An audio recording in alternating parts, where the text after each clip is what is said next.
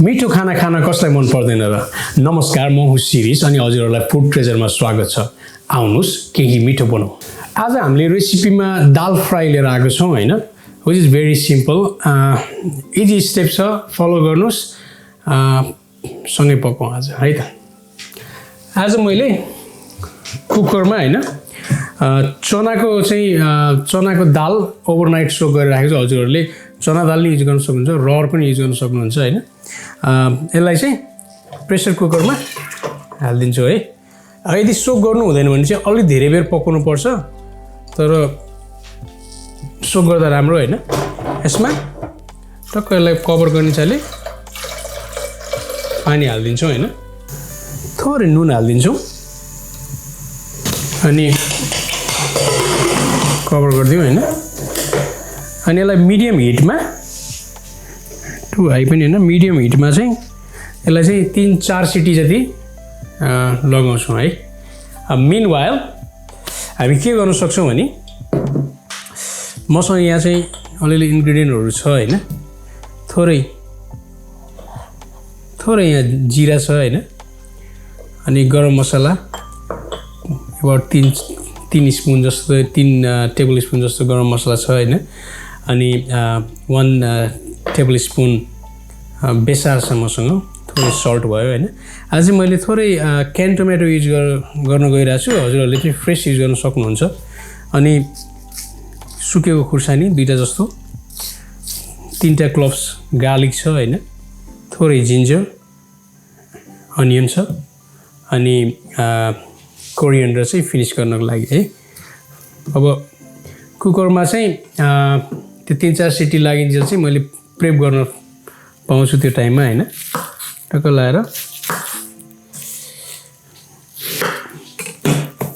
प्याजलाई चाहिँ मसिनो डाइस बनाउने हैन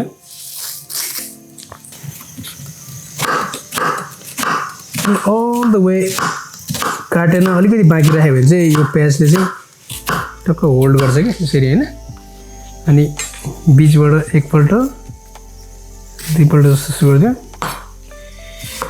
अनि मजाले यस्तो डाइस निक्लिन्छ क्या है टक्क गार्लिकलाई एकपल्ट यसरी खिच्दाखेरि हैन टक्क आउँछ कि यो सेम नाप्के स्थिति यसको इन पार्ट चाहिँ हार्ड हुन्छ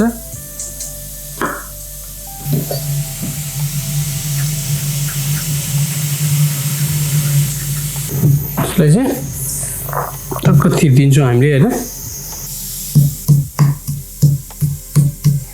मजाले यसलाई चाहिँ हैन थिच्छौँ हैन 2 सिटी लागिसक्यो हैन अब अर्को 2-3 सिटी लागेपछि चाहिँ हामीले यसलाई बन्द गरिदिन्छौँ हैन पेस्ट हाम्रो रेडी छ है टक्क लाएर हल्का चङ्की पारामा फ्राई गर्ने तरिकाले रेडी छ है 4 सिटी लागिसक्यो हैन हामी यसलाई ग्यास अफ गरिदिन्छौँ तर यसको चाहिँ त्यो स्टिम नगएसम्म चाहिँ हैन विल वेट फर दैट त्यो चाहिँ स्टिल भित्र चाहिँ स्टिमले पाकिरहेको हुन्छ विल जस्ट लिभ इट है अन्टिल द ग्यास गोज अनि हामी कन्टिन्यू गर्छौँ कुक 5-7 मिनट चाहिँ छोडेपछि हैन यसको ग्यास यहाँ भित्र भएको स्टिम सबै गयो हैन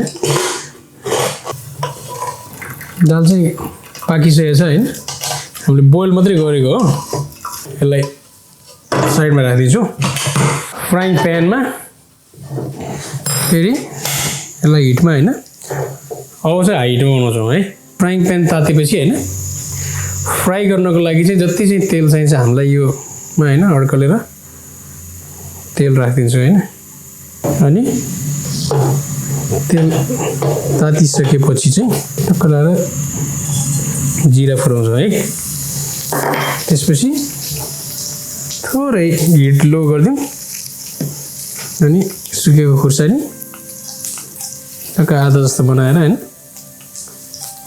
हालिदिन्छौँ अनि जिन्जर गार्लिकको राख्छौँ हैन अब यसलाई हल्का लो हिटमा फ्राई गर्छौँ है अनि यो फ्राई हुँदै गर्दा अनियन यसमा राख्ने लो हिटमा चक्क लगाएर अनियनहरू चाहिँ फ्राई गर्दाखेरि चाहिँ अनियनलाई चाहिँ अलिक ट्रान्सपेरेन्ट हुने बेलासम्म चाहिँ कुक गऱ्यो भने चाहिँ यसको चाहिँ सफ्ट हुन्छ अनि यसले फ्लेभर पनि मजाले रिलिज गर्छ है। कुकिङ टेक्निक चाहिँ सबैको लागि एउटै नै हो यो अनियनको चाहिँ। थोरै बेसार अघि हामीले जुन इन्ग्रिडियन्ट दिएको थियौँ होइन राख्थ्यौँ, त्यसपछि मसला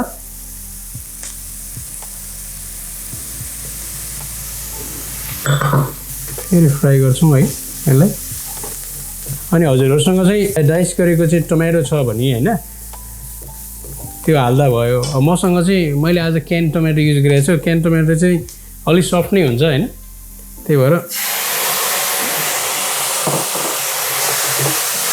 सबै फ्राई भएपछि अलिक लास्टतिर हाल्दा भयो होइन। नेक्स्ट भनेको चाहिँ दाल। टक्क दाललाई बिस्तारै ट्रान्सफर गरिदिन्छु। डाइस टमाटो युज गर्दाखेरि चाहिँ एकछिन पकाउनु पर्ने हुन्छ होइन, थोरै लो हिटमा। अब यसलाई सिमर हुन छोडिदिन्छु है, किनभने हाम्रो दाल अलरेडी प्रेसर कुकरमा पाकिसकेको छ। अब यो चाहिँ अलिकति लतक्क भएपछि चाहिँ हाम्रो रेडी हुन्छ यो। अब नुन स्वादअनुसारको होइन, सल्ट थोरै हालिदिउँ।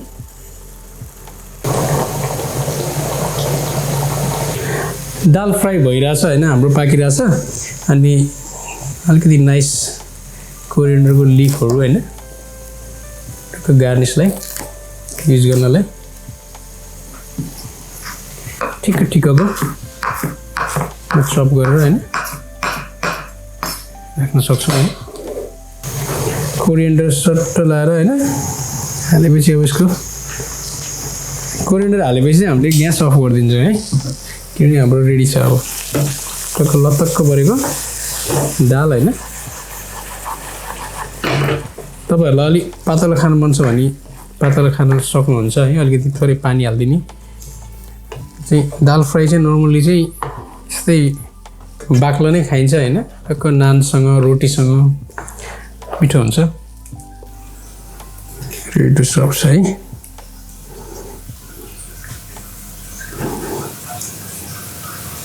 चाहिँ थोरै कोरिएन्डर है। हाम्रो दाल फ्राई रेडी भइसकेको छ। थोरै खानुहोस्, मिठो खानुहोस्। See you on next video. Until then keep cooking. अनि सब्सक्राइब गर्न नबिर्सनुहोस्। धन्यवाद।